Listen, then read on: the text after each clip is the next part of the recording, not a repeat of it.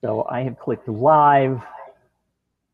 I believe we are live now. It says we are live. I haven't seen it pop up. There it is. It's on Facebook. We're live. Hi, Wilco. I am Planet Mitch from giveawayrocket.com, and with me today is Wilco to Kreij from some application called UpViral. I don't know if you guys have heard of it. Never heard of it. Never heard of it. The best tool on the market for doing sweepstakes, giveaways, campaigns, product launches, book launches, all that kind of great stuff. And we are here today to answer some questions. So we are doing a Facebook Live, and let me just 100% check. I don't know if you've checked, but yes, it's live. It seems we're live, so that's awesome. Let me just make a post about it. So let me mute that. It's really annoying when you hear yourself because there's an echo because it's a delay. I'll put the audio a little bit down. Yeah, but I see that it's live, and I see people actually commenting, so we're all good, I think. I have a queue of questions set up. I'm using a tool called Crowdcast, which is where Wilco and I are, which is why you see us side by side, because most Facebook Lives, at least that I know of, you can't have two people on this, or if they fixed that yet. Do you know? Mm-hmm. They have fixed that? I've never used it, so I'm not. Okay.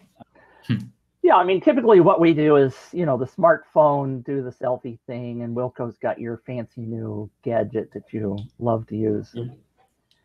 Mm-hmm. But so we are going to answer some questions about anything that you all want to ask.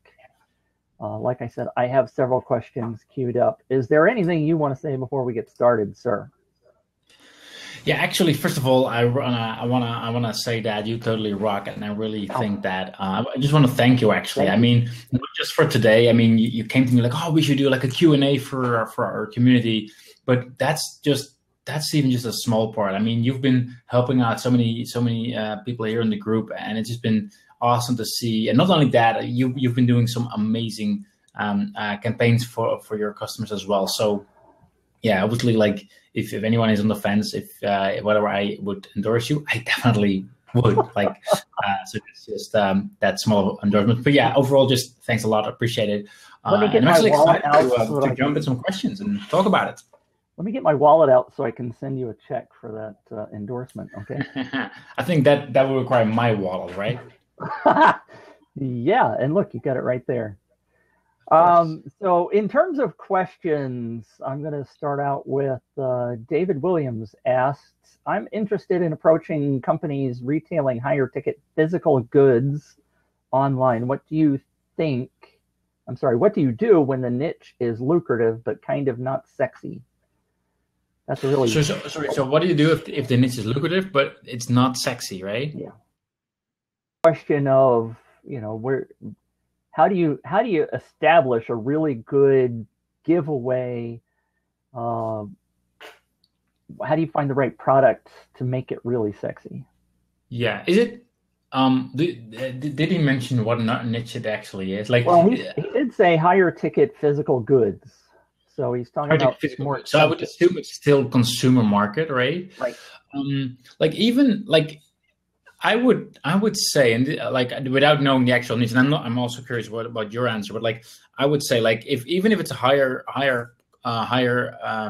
ticket product, that target audience, they're like, usually I look at it like this. Like I don't look at it just at the product. I'm looking like what makes that audience different. Like if it's like for really expensive cars or whatever, like that exact same audience, they're going to be interested in other things as well, which speaks to that exact same audience. Like this probably sounds very, very vague right now, but instead of focusing on the product, I usually focus on like who wants that product, because usually there's something that they're all interested in. And I mean, in my experience, it really makes a big difference between business to consumer, business to business. So obviously that's different, and also it depends on your budget. I mean, if you could do a contest for like a big ticket product, like something really expensive, and you have the budget for it, that could definitely work. But then you want to make sure you have your marketing in order, like you are actually pushing it with everything you can, because otherwise it could be a waste. What do you think? Well, product selection is one of the hardest things, of course, to nail down. I give an example. I was at a conference a couple of weeks ago, and a guy was talking to me about sweepstakes and this in terms of high ticket items. He was in the niche is the words are not why do suddenly words not come to me? Fundraising for a charity. And the fundraising is about people donating their house, which is I was like kind of surprised. But you've seen the charities maybe where people donate their cars, and the charity will sell that. And he's like, we up the game, and we're asking people to donate their house. And of course, that gives somebody a huge tax deduction. And he says, well, what I want to do is give away a house. I think that would be the ultimate prize. And I said, okay, so what's your target audience? And he said, well, our target audience is really people who are 50 years and older. And I said, then you don't want to be giving away a house. I mean, the house sounds super sexy, right? I mean, who doesn't want a house? But if your market is 50 and over, you're going to end up getting a whole bunch of kids coming right out of college that want to win the house. So you really have to pay attention to not only is the product sexy, but is it something that really fits your niche? And so exactly. You really have to spend time working on that. And so you and I have both talked about don't give away an iPad, that kind of stuff, because the iPad's going to get people. Yeah. You gotta come out with something, but an iPad's sexy, right? I mean, everybody wants one. Yeah, it might be sexy, but it's not getting the right kind of people. I mean, it's not about getting most people, it's getting about the right people. I think that's where a lot of people get confused. They're like, oh, I want to get 100,000 leads. No, you don't want, you want to have the right audience. I'd much rather have thousands of the perfect leads than 100,000, whatever. Big difference. Exactly. So in that regard, what's the biggest sweepstakes you know of that anybody has done in terms of lead gathering? I'm just curious. Do you know? What's in terms of how many leads? Yes. I think at a viral, I don't from what people told me, right? And obviously I confirm, but I'm not going into the campaigns and see what are the bigger ones. But the biggest ones has been just over 200,000 leads. So. Nice. That's awesome. And what we really want to do eventually, I think, is to get more of those case studies that you do, because people really get excited about those. Troy McDonald asks, I'd love to hear how to work up viral with local businesses. And then he said, and non-local businesses. So he didn't answer my question. My question was, I think I can understand that a non-local business is something that's not local. Probably like an e-commerce site which is not bound to a certain region, not like a restaurant or anything, but right. Something that lives online. Right. I would imagine that would be non-local. Okay, so how do you work with local businesses? Let's start there. I think it actually comes down, if you would ask me, do the exact same things what we just discussed. Once again, it's really about what you're giving away. Because if you're if you're really let's say you have a local restaurant, right? You don't want to get people signing up who are on the other side of the country, right? If you're in the Netherlands, it's still the other side of the country. It's still within your market because we're small. But in the US, you don't want people on the other side. So you want to make sure that whatever you're giving away is something that attracts local people, right? Which could be I don't know, maybe for example, an event with their kids, they have their birthday party at your restaurant, whatever, something that makes sure that whoever is signing up, whoever is, they're signing up because they want that thing, they're all in that region. Because if you're just giving away, even if it's highly targeted to your market, but you're giving away something online, hey, we'll send you a book or whatever, everyone could subscribe to that. So maybe you're in Texas, but people in Florida would subscribe that.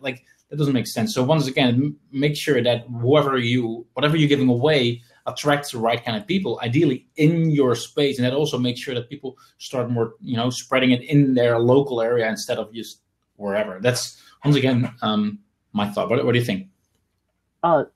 Actually, something that I'm curious about in regard to that, is there any kind of functionality, and I know you like to limit what kind of functionality gets added, because you don't want it to become, you've said this multiple times, you don't want to up viral to become severely bloated. But for folks that are doing local, is there some way of limiting people who register? Is there some way of geotagging people? Not geotagging, but I have seen some creative solutions. So on Viral, if you're using a Viral, you can create extra custom fields, right? So you can add like names or like a name, email address. You could add extra custom field like where someone is from. So I've seen people who did like enter a zip code, but I've also seen people who just added a drop down where you have to actually select where you're from.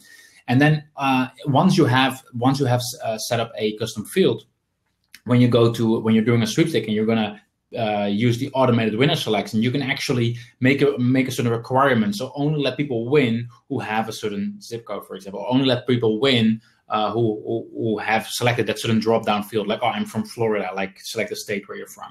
So it's not based on their IP, so people could select something else. Like there's some room for error, but if they don't know up front that that's going to be a criteria, then, you know, so that I've seen some people do it clever like that. So that's possible, but it's not possible right now to do it automated, like based on geo location, for example, based on the IP, for example.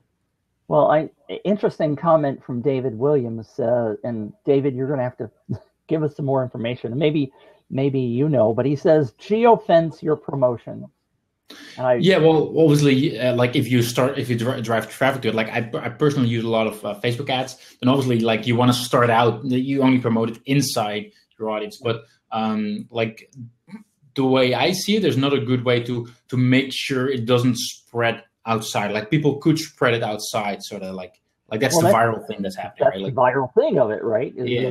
You want it to spread, and just because I share it, I mean, I've got fans that follow me all over the planet, right? So obviously you're going to get people that come in. I like the idea. I hadn't really thought of that, of doing the drop down where you could say, you know, maybe even specifically just say, like, I live in St. Louis, so maybe you put the drop down there that's where do you live, and have the option of St. Louis, and then the second option would be, I don't live there, so don't enter.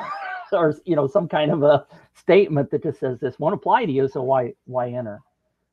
As a tip, somebody else that I had asked once before said to make sure you put the location in your Facebook image or your Pinterest image, so that when people see it shared around the world, they would go, oh, well, I don't live in St. Louis, so why even bother clicking on the link to go through? So that was another tip that I thought people would be interested in hearing. Yep.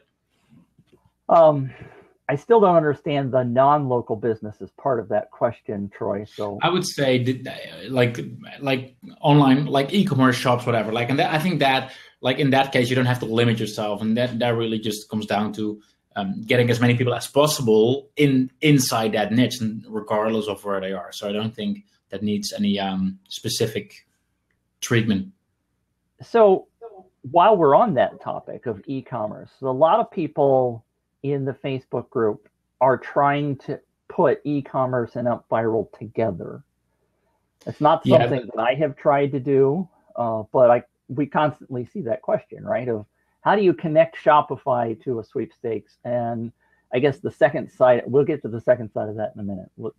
Is that something that's... So right now, starting at the beginning, like UpViral is all about lead gen, right? So it starts with capturing your email address, and then people will start spreading. Now, what I've seen people try to do as well is, like, for example, when someone goes to your Shopify store and they just make a purchase, and then on the thank you page, you would have, for example, UpViral. I've seen people asking how to do that, and that we actually don't allow that on purpose. And the reason why we don't, like, there's a good reason, actually, because we have sweepstakes and giveaways. So sweepstakes where people have a chance of winning.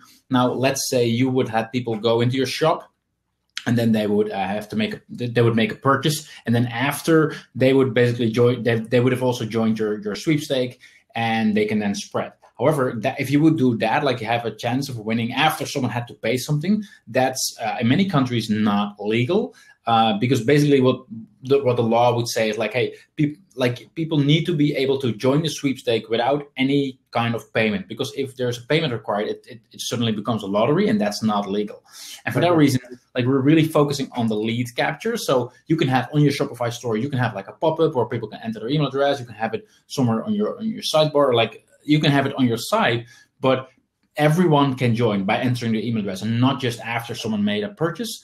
Because once you do that, there's like legal issues. So that's why that's the reason why we're not doing that. And that's an awesome answer, which I hadn't really even thought about, because we often tend to forget about the legal side of these things. I mean, some people in the Facebook group have been very attuned and know what the laws specifically are in their country. But a lot of the internet is considered to be like the Wild West, the old Westerns that we used to have movies in the United States about anything goes. And constantly when I'm consulting with people, I can't tell you how many times I've gone into their sweepstakes, giveaway, whatever, and they don't even have terms and conditions on there. I'm like, people, you guys have got to be ethical about this. You've got to be legal about it. Spend the time to do it, because not only, I mean, realistically, there isn't the internet police that are probably going to come around at least in the United States and say, your giveaway's illegal, we're going to throw you in jail, okay? But what you want to do is you want to make sure that your customer, your potential person that signs up, trusts you. And if you aren't specifying the terms and the conditions, I mean, how many times have I gone into an up buy or a giveaway and it doesn't tell you when the thing ends? I mean, right there up front, you got to tell people that it ends on this date. I'm giving away 3 of these things, what they are, how they win, you got to tell them all that stuff. Don't just throw up hey, you can win a gift card to Amazon, give me your email address. It just makes me so mad when people do that, because there's no way that I would ever enter something like that, because I don't know what they're going to do. I don't trust them. So putting the term, I'm getting a little wound up on this one. Can you tell? No. But you got to put the terms and conditions on there so that people trust you. It's about trust. It's not about making the time to do it. You want your people to trust you. That's why you're getting their leads in the first place, right? You want to build a relationship. Exactly. So the second half of that question, which I kind of jumped past and I said I was going to ask you later, is the big question of the API. You posted the other day that you want to put the API in there, and I really appreciate the way you kind of qualified that and started asking for input. So in a situation, maybe Shopify is a bad example because of the legalities of it, but where are you going with the API? Give us an update on that. Start there. Yeah, sure thing. So actually just had a discussion with my team about it, because part of it is like I said in the post as well, is like technical limitations.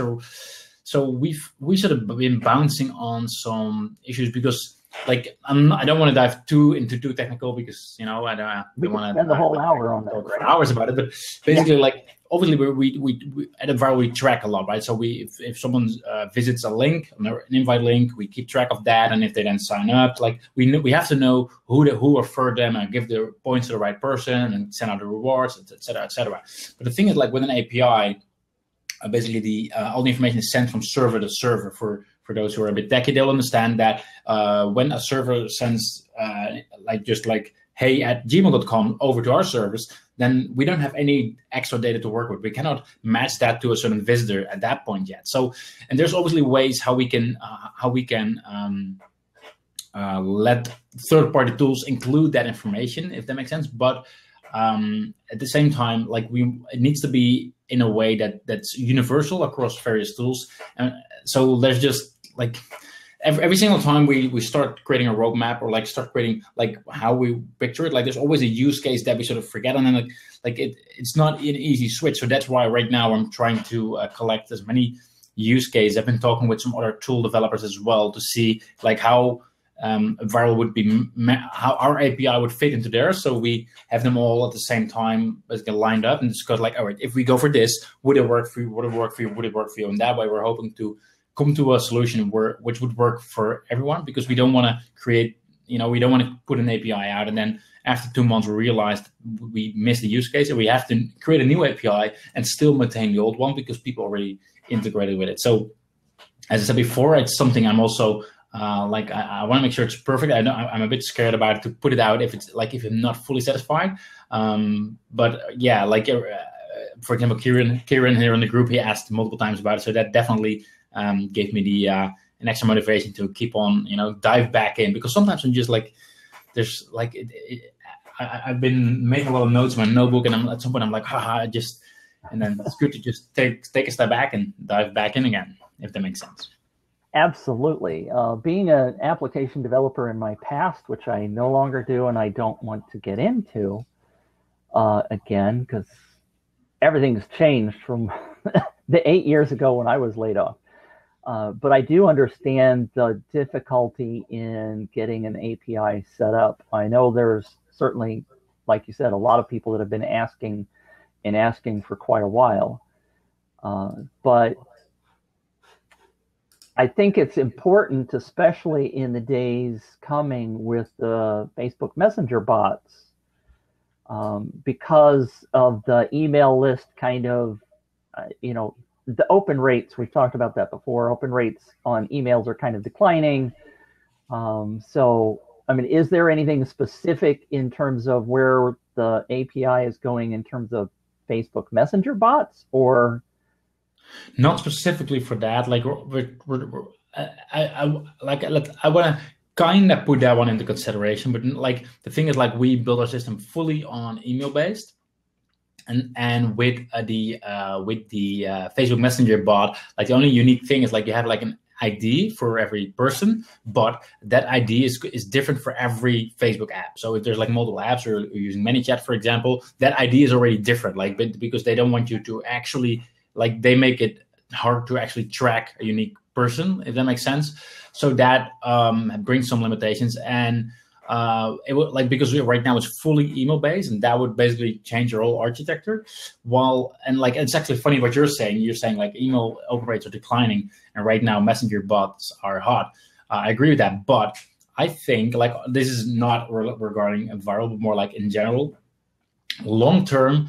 I'm not very convinced about the Facebook Messenger in terms of, like, it's like right now, like a lot of people that think, I get a message, like it's from a friend, but like after a while they will actually create a separate inbox, and you'll have to pay in order to get there. Like, I mean, in the end of the day, it is Facebook, right? It is one platform, and they have the monopoly to do whatever they want. While with email, like if like there's so many parties, that's not going to happen, right? So, I mean, a couple of years ago, you probably remember that everyone was trying to get fans for your Facebook page, because if you had fans, you had reach, and you could just, and everyone was paying money, like, I got 10,000, 20,000, awesome. And then after a while, people realized, wait a second, in order to reach my fans, I actually have to pay again, right? And the exact same thing is going to happen with messengers, just a matter of time, I'm sure.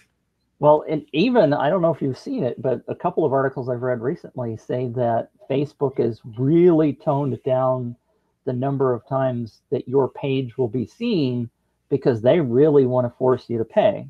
And so the organic rate of your Facebook page appearing in front of people dropped way the heck off in the last couple of weeks. And so it comes down to what my wife always says, Mitch, it's always about the money, and that, Facebook's there to make money, right? They claim to be there for your social fun, but they're there to make money, just like everybody else is.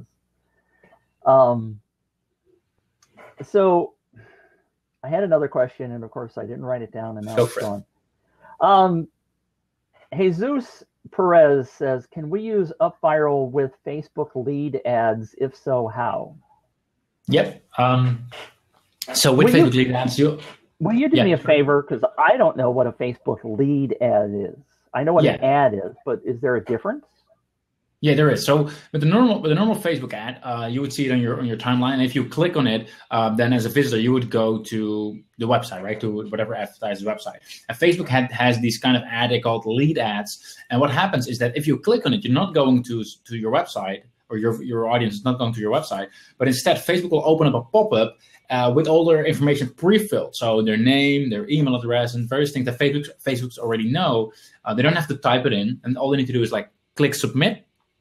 And then all the lead that you will get that lead data. And the only problem is that that information you'll actually like if you don't use any third-party tool, then you'll have to manually download a CSV file, an Excel file to get all those leads. We have a tool called Connect Leads, and that will actually connect with your Facebook account and it will, Facebook account and your email autoresponder, and it will automatically send over the every single time someone clicks on your lead ad and they submit the information, it will automatically send it over to your autoresponder. Now, you already guessed it. You can also use Connect Leads in combination with Viral. So when they click on it, the lead goes instantly into a Viral. And from then, you can just send them an automated email saying, hey, awesome, I saw you signed up. Here's your invite link. And if you get 3 of your friends to sign up as well, you will get X, Y, or Z.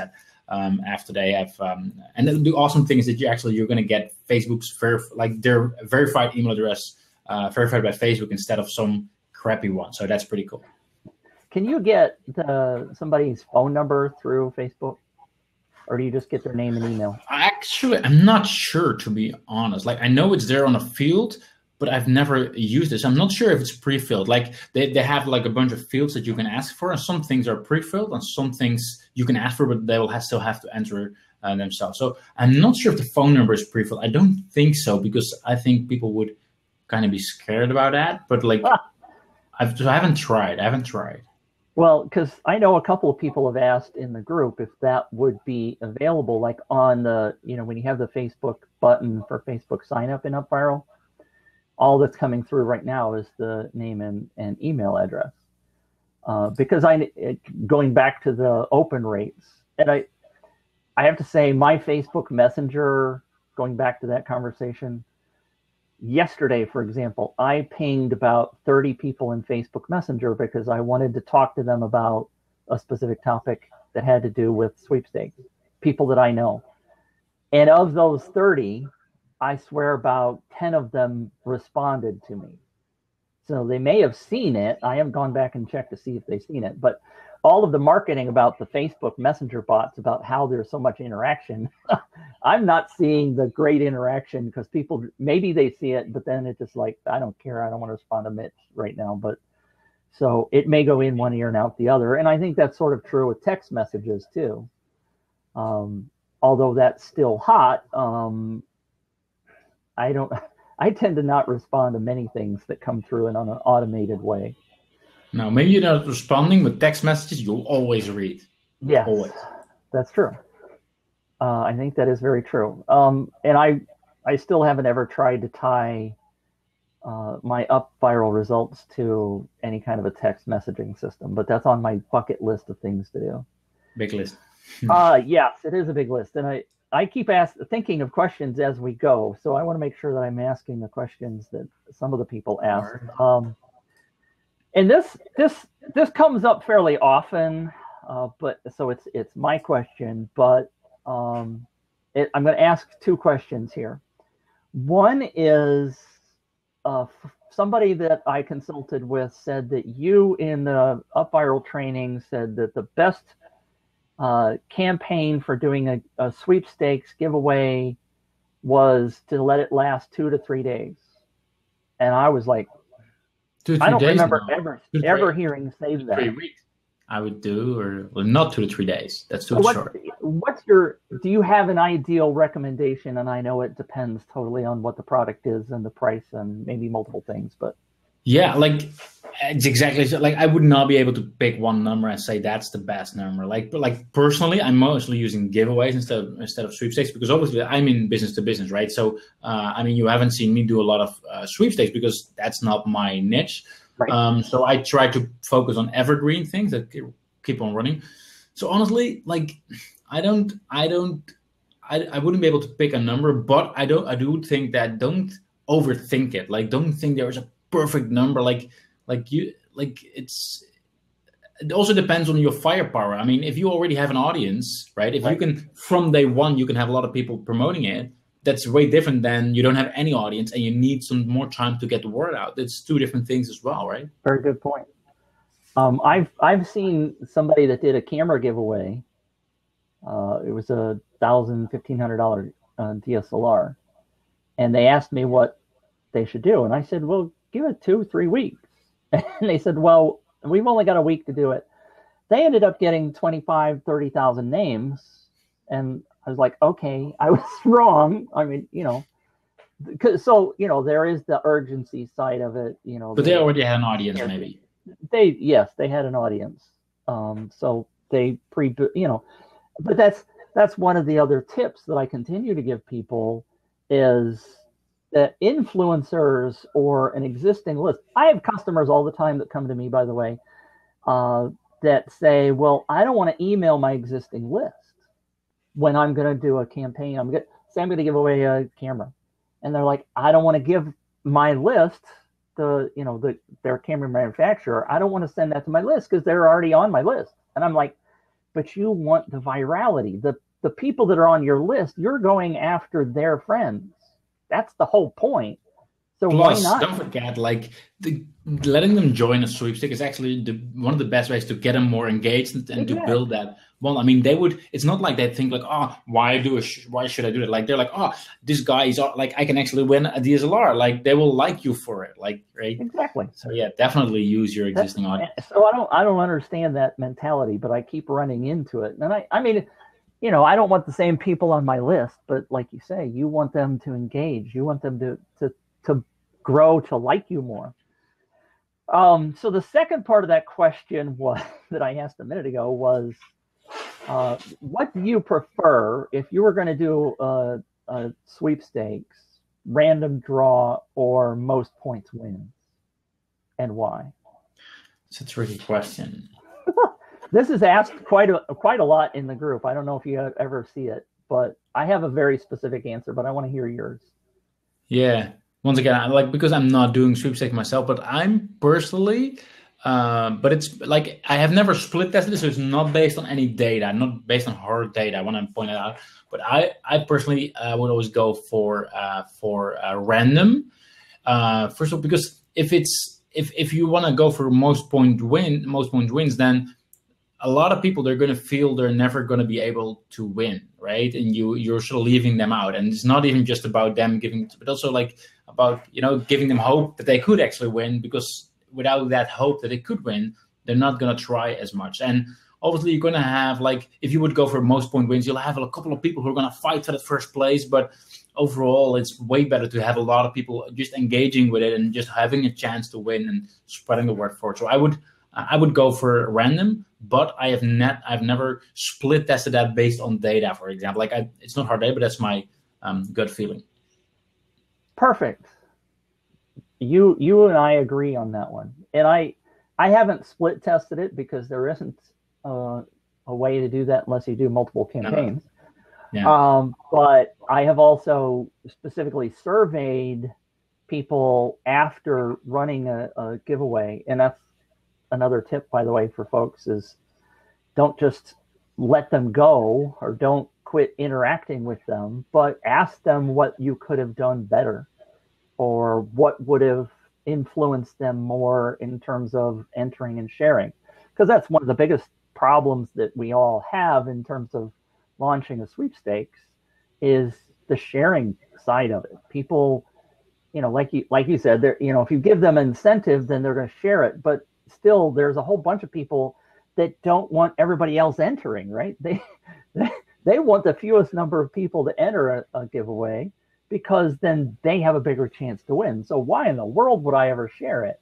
And that's why you've got to incentivize them to say, well, you're going to increase your chances of winning by getting other people to join under you and those kind of things. So lots of things, lots of tips, but I really like doing surveys, finding out how they responded, what worked, what didn't work. That doesn't even just go for sweepstakes contacts using viral. Sure. It goes for everything that you do online. I mean, I've been doing webinars where literally I send people one-on-one emails like, hey, how did it go? Do you have any feedback?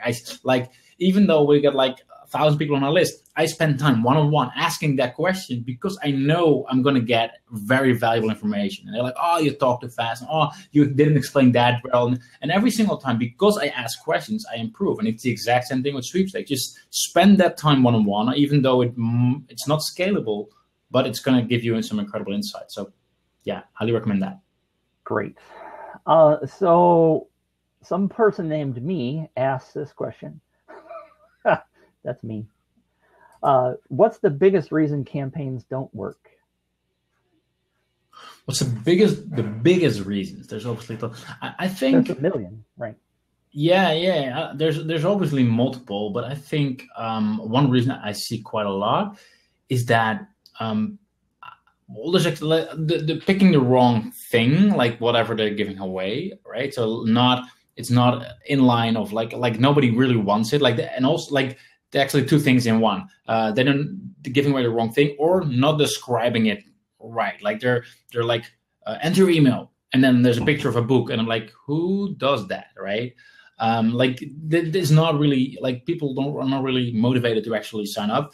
But perhaps an even bigger problem is that the promotion side of things. I mean, after all, like, people sometimes create a campaign and they set it up and then they send it to their nephew and the neighbor, and then they hope it will blow up. But it is just like any other like anything else you do online. Like if you need to promote it, you need to get the word out. You need to get people to sign up. It's not like 3 people are going to sign up and it will magically explode. I mean, if that would be the case, then like our service would crash. Like right now, like for example, like it's not like that. So I think people don't really think about the whole marketing plan. Like you have to understand that it's part of your marketing. It's not your whole marketing. I think that's a big difference in the mindset. That's a very good point, because I can't tell you how many times I've read somebody in the UpViral group say, well, UpViral doesn't work. And I'm like, wait, yes, it does. Those of us who are using it and promoting it and understand that. But many people, and I don't think it's your marketing, but I think people just get this perception that all they have to do, like you said, is put it out there and suddenly, it's going to just blow up. Well, that's like creating a YouTube video that you think is funny and expecting it to go viral, right? It just doesn't happen. I mean, maybe it did 10 years ago when YouTube just started and you've got the cutest cat on the planet, but virality doesn't just happen anymore. I mean, maybe every now and then, but is there, so here's maybe a tough question. I don't know. Maybe we'll see. There are other tools, and we won't name names, but they have tied to their campaigns things like my Facebook page and we'll give you 5 points. Subscribe to my YouTube video and I'll give you 10 points. How come UpViral isn't going in that direction, and do you plan to? I actually am planning to. I actually was planning earlier. So over the last period, especially the last couple of months, we've been mostly making changes on like interface and things like that. We really like I said in the beginning, like I think if I would summarize our history of like where we started and then up to here, which is now 2 years. Initially, it was just like this referral app, and then people wanted to do it for sweepstakes, so we added the sweepstakes, and then we kept on adding things, and we were also kind of new on this, right? So we were sort of figuring out, because there was like right now, as you say, there are several tools who do something similar, but back then there wasn't really, like, there were some who were just doing contests, for example, but like not in the way that we're doing it. So we were sort of figuring out what we were doing and how people were using it. So we started adding things, and at some point we're like if a new customer comes in, it is not easy to use, right? And I think we made big progress, but still not as much as we like. We still have a lot of focus on making it easier to use, because, like, obviously, like, a lot of people in the group, like, once you're used to it, it's actually awesome. But I want to make sure that people understand every little detail without having to watch a single video, right? Well, right now, people still have to like, oh, wait a second, what's this exactly? And then we need to check a video, and like let's just say that a big part of our focus is to make it more intuitive. But now that we've already cleared quite a bit up, and we removed various what I think were clunky features, like features where we were sort of not in line of what we should do. Now we're able to start adding new things again. So and one of the things I actually want to do is exactly that. There are some limitations in terms of like what can still be tracked, or like how accurate it is be. I was actually doing some research, and obviously while doing research, I'm also checking these other tools. But most of these kind of things, they're not accurate. Like, so, and that obviously, like, there's a bit of a, like, it's sort of a trade of like, do you offer it even though it's not accurate? Like even if someone doesn't actually subscribe to YouTube, for example, they'll still get those points. Or even if someone didn't like your page, they'll still get those points. And obviously, like one side, it's good that we offer the option, but the other side, some people might be annoyed because they have that option on their page, but people are getting points while they didn't even like their page, right? And that's currently the case for various other tools, simply because how these platforms like YouTube, Facebook, Twitter, etc. work and what they allow you to actually track.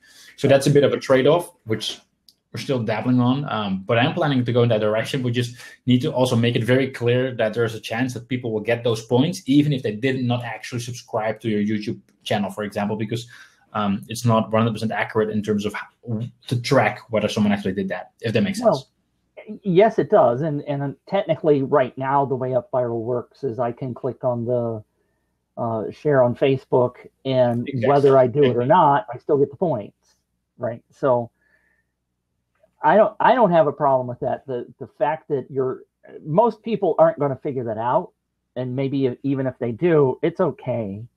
I don't have a problem with it. Along that lines, something I've asked for before, is there the concept of allowing people to maybe do the Facebook share once a day or the Twitter thing once a day and still get points for that?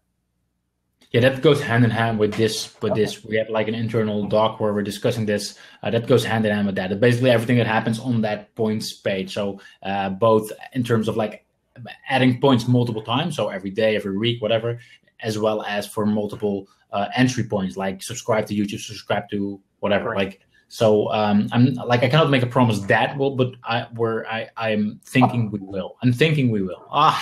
What, you're not going to promise me something? Oh, come on, Wilco.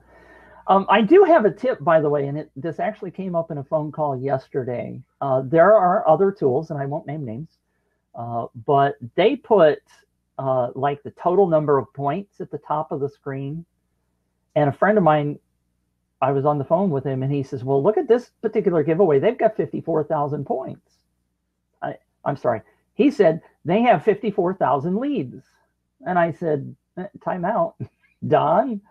That particular giveaway was giving 50 points if they signed up to Facebook like, and 30 points if they do this and that, and then 20 points for this and that. I said, you've got to take those points and come up with an average for the number of points that I could accrue. I mean, I could accrue 150, 200 points in there.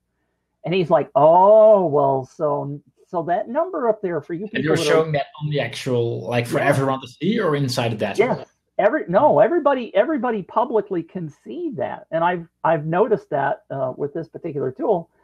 And it's like, wow, this is really blowing up, when in fact they've just got these inflated point values. And the total number of leads, if you give an average of like 200, then it comes down to maybe 3,000 or 4,000 leads. And so I just want people to think about what you're looking at when you look at the other tools and figure out whether or not what you think you see is really what you see. Interesting. And in regard to that, Tristan asked in the chat, could we talk about points that might encourage virality? Is there a specific level of points? I see some people that do 5 points for this and 5 points for that, or 50. Yeah, the way I look at it, it's not as much about a point, because a point is just a point, but I think it's more about how you balance your points, right? So let's say you're doing a sweepstake and you're saying like, hey, if you subscribe, like you already have 1 point, right? And if you then say for every single friend that subscribes through your link, you'll get 1 more point. Then it's like, I get 1 more point if a friend subscribes, but at the same time, because someone subscribes, it also reduces my chances. So it's like, but if you say like, all right, so you get 1 point because you sign up, but you know what? Every single time one of your friends signs up, you will get 20 new points. Then all of a sudden, like, wait a second, now I got 1. If 5 per friend subscribe, then I got 101. Like it doesn't matter for you as the campaign owner, because you still, you only have 1 prize or 2 or 3, whatever you do, but like, it doesn't matter for you. But for them, it's like, there's a way higher perceived value in getting their friends to to sign up as well. So I would say it's more about the difference between points. I mean, in the end of the day, a point is just a point, like, right? But yeah, that's my take. What do you say? I agree with you on that, and I typically am doing like 10 points for a referral, but it kind of depends, and that there's a couple of things. I just love talking to you because all these things pop into my head, and I can't possibly remember them all without writing them down, and I don't want to write them all down. There was a conversation we had yesterday in the UpViral group about whether you let UpViral select the winner, whether or not you have the automated email go out. Okay, so let's pretend that the automated email is not going out. So you're doing a manual winner selection. And I've forgotten who I was talking to, and I apologize, but I said that I always use the UpViral tool and do the winner selection inside the tool. And he said, well, he just downloads the spreadsheet and does a random draw from that. And it just dawned on me while you were talking that there's a potential issue there, because I would suspect that he's not taking into account the number of points. No, or he must be entries somebody has with Excel, but yeah. I mean, you'd have to add a whole bunch of stuff to make to give. So that's another reason for whoever that was that I need to go back and answer, that maybe you should let UpViral do the work for you, to set it to manual so an email doesn't automatically go out. And because he said he wanted the control over responding to the winners. I'm like, I do too. So I never set that to do an automated thing, but that's a great reason not to do that. Stefan just asked on Facebook, how do you go about split testing social appearance? Basically, A/B testing of picture copy. That's a question I've asked you before. Excellent question. Excellent. I love that one, because that's one I've been loving to do as well, and that is technically impossible. So, what? Well, go ahead. All right, there is I have a workaround. There's a workaround. Oh, okay. There's kind of a workaround, which I usually use. So, like when you're split testing a lead page, for example, it's easy, right? People go into the lead page and you serve them version A or version B. Version A, 30% signs up. The other one, 40%. After a while, like, all right, that one converts better. But with a social appearance, like, just for those who don't know or not sure what we're talking about, that's the image and the title and the description, which people will post on their Facebook timeline or on Twitter, etc. So let's say you would randomly you would split test two social appearances with two different images, and if person A subscribes and they share it on Facebook, then they will have variation A. And then if someone else comes into a viral and they sign up and they share, they will be posting image B. Now, if you would say, like, all right, so we're getting way more traffic on option A, you would think like, oh, so that's the winning option. But the problem is that it's not about that image. It's like, if this person has 2,000 friends, but this one only has 20, right? There's no way you can draw a conclusion on which image would actually be better, right? And because in the end of the day, what makes an image better is if they would be posting a certain image on their timeline, what percentage of people would just click on that if they see it? Like, will they just keep on scrolling on their Facebook timeline, or will they click on it? And the way I test this actually is in the beginning days of a campaign, I actually run Facebook ads in using various of these images. So I create an ad using image A, I create an ad using image B, and usually I don't spend a lot of money on that, like $5 a day, $10 a day, something like that. But this way you can literally see the click-through rate, the percentage that people will actually click on, and you will see to your target audience how appealing that image is, or how appealing that title is. And obviously you don't just have to look at the click-through rate, but you can also check your cost per lead, because it's not just about how many people click, but also how well that's a match with your opt-in page. So, I mean, a lot of people can click on the image, but if they then on the landing page think like, that's not for me, while another page might get less clicks, but 80% of them then subscribes because it's the perfect match, then obviously that's still a winner, because you will get more people through the funnel. So I hope that's a very good tip. I had never thought about doing it that way. You should. Yeah. Yes, I should. Can UpViral get people's Facebook email address when they join the contest without them filling out their email address? Yes. I mean, if you put, I think I'm answering this correctly, right? If you use the Facebook login button on UpViral, then you will be sent the email address and their name. And they don't have to do, we were talking earlier about the Facebook lead ads, but that's not what we're talking about here. We're just talking about on UpViral having the Facebook login. And yes, you will get the correct email address for that user without them doing anything extra. So let me take on that question. Do you monitor anything like how many people are actually using the Facebook button versus the email sign up form and whether or not it's working? Are you tracking any of that? We're not tracking how many people are using the opt-in button right now. We like usually like based on what we're working on, when we need some data, like, hey, how many people are using this, then we go to our developers and say like, hey, can you get us an overview of like what? So we like it's in the database somewhere, but it's not something that we track if we're not working on it. That makes sense. Yeah, I bet you have a lot of data in that database that you could massage, but it would. So Tristan also asked, and there's a long version of this question, and the short version is, do you have any tips for weeding out freebie seekers? So the kind of people that would just enter a sweepstakes, just to enter to win the prize and then turn around and sell it on eBay or something. We don't want those people. Do you have any suggestions on how to keep those people out?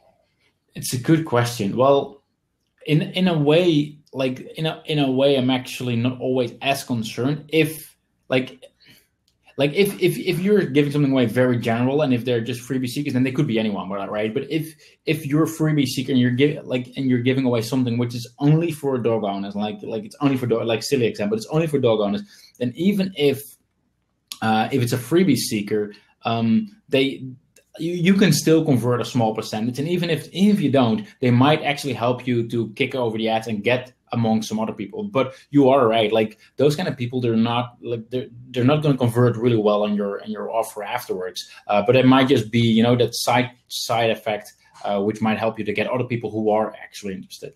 I think. Yeah, what do you think? It's a very interesting debate. A lot of people have very interesting and strong opinions about it, but I tend to agree with you. I don't worry about them. I specifically figure out that if a freebie seeker joins my giveaway, they're going to unsubscribe on day 2, right? As soon as they find out they didn't win, they're gone, which is just fine with me. I don't mind them signing up and then leaving. But I do like the aspect of them trying to win the prize and therefore sharing it. I've had people say, I know a couple of people that in the photography niche that have tech giveaway websites. Okay, so they post a whole bunch of different giveaways. And when I launch a new one, I send them an email and say, hey, guess what? There's a new giveaway. Now, they could have a whole bunch of freebie folks, right? Similar situation. But my whole point of serving my customer is to get them more leads, right? And these are theoretically, technically targeted leads because they want to win a certain prize. But if you don't go out and seek those people, if you don't post your sweepstakes, and you said this before about promoting it, then what good does it have? I mean, if you only go after one lead source with the Facebook ads and not your own, go after as many lead sources as you can possibly get. And I tend to not worry about whether or not there's a pile of freebie seekers in there or not. Exactly. Totally agree.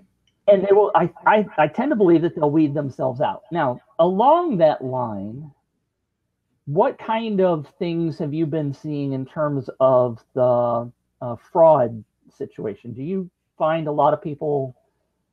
I don't know if you keep stats on how many people are bounced as fraud, and I know you and I have talked about enhancements that you're probably working on in that. So, what's the current status there? CAPTCHA is almost going live. I'm sorry? CAPTCHA is almost going live. Is it? Yeah. Nice. So I hate automated stuff is going to be blocked. Integration with email list verify is very close as well. So that way you can actually, there's like a service which actually checks whether an email address is actually accurate or whether it's like a throwaway email address, for example. We use it a lot to clean our own list as well. It's an awesome service. So there's definitely things in the works, but yeah, like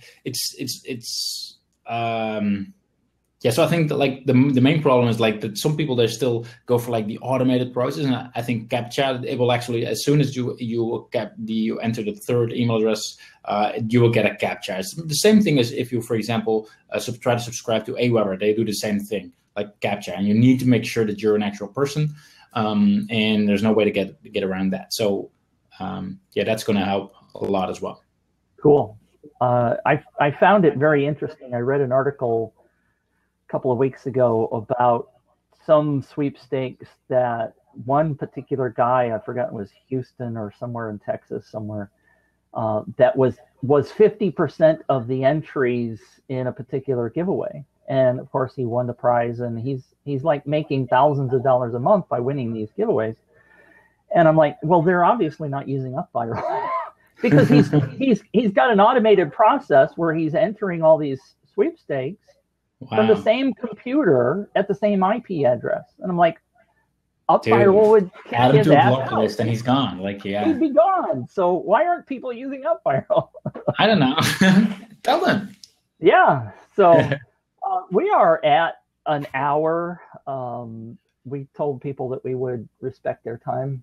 So I don't see any additional questions online that we haven't answered, and we've gone through all of the ones that I think we had. Let me ask you a question to the audience, whoever's still continue watching. Give me a yes if you want us to do this more often. I'm actually curious to hear what everyone's thinking about these kind of Q&As as well. I think they're pretty awesome, but yeah, I'd love to hear what people are thinking. What do you say? Well, I say yes, but yes, we definitely want to get some feedback from people. One of the things that I mentioned to you that I would love to do would be to maybe have a guest on to kind of do an online case study where if people are willing to share what they've done, what their niche is, what their experience is, I think people would eat that up, frankly. So we're getting a whole bunch of yeses, but no, I need more jokes, Stefan says. Stefan, what do you call it? Stefan asks, he needs more what? He needs more jokes. We're not funny enough. He's a clown himself, so how much jokes does he need? Okay, Stefan, you have to answer this one in the chat. What do you call a cow with no legs? And I'll leave it for the chat. Yes, do this more often. Yay, we need a decent internet service provider, but that's not my problem. Paul says yes with the big smiley face, capital letters. Chris Talon, by the way, for those of you who were watching that asked the question about doing local stuff, and I know, Chris, I know you don't particularly love plugs, but Chris Talon has an UpViral class over on Udemy that is specifically tied to local businesses. And so if you're interested in that, go look it up. It's been posted on the group before, so I'm not saying something that's brand new, and I'm not just trying to sell his class or anything, but I know there's an interest level in there. So Chris is here, and if you're interested in local, ping him and he will tell you how to get that. I'm not going to plug it any more than that. But I'm sorry? Stefan said beef. Oh, yes. He's correct. It's actually ground beef, but close enough. And maybe that's not a phrase that's common in the rest of the world, but it is in the United States. Yeah, I've never heard of it. You haven't? Ground beef? No. Sorry, yeah. Okay. It's where I'm Dutch. Beef, right? I know you're Dutch. And by the way, it's an excuse. I applaud you for having the ability to speak multiple languages, because I'm an American and I learned Spanish or French in high school, and all I know how to say is oui and no. So, and I don't think you talk too fast. I know you've mentioned that before, that people tell you talk too fast, but I'm the kind of guy that goes on YouTube and I put the speed on 2 or 1.5 because I'm like, get to it. Come on, get. And I know people tell me that I talk too long. So I always tell them, okay, put it on speed 1.5 or 2 and move on. Anyway, so we're just past an hour. I want to thank you a lot. I do hope we do this again, maybe not every week or anything, because that's kind of crazy in terms of scheduling, but maybe once a month we could do this. That'd be awesome. Be happy to host, do this again. And please make sure you comment. And if you have any questions, Wilco and I will keep an eye on that and answer them as we can. So thank you very much, sir. Really enjoyed talking to you. And thank you for everybody for tuning in. And if you're watching the replay, comment anyway. Yeah, definitely. Thanks. Right. Have an awesome day. It's 5 p.m. here right now. So dinner it's almost time. the end of the day. Sorry? I said it's dinner time. Almost, yeah. Yeah, we're going to some friends for dinner. So it's going to be My good. wife and I tease because we're getting older and dinner seems to be coming early all the time. So dinner time is 5 o'clock. I know there are some people that eat fashionably late, like 7, 8, or 9. I'm like, no, dinner like 6:30. Yeah. All right. Thank you very much, sir. We're going to sign off for now, and we'll schedule something and do it again soon. Thanks, Wilco. Cheers. Bye-bye. Talk to you soon. Stop the broadcast.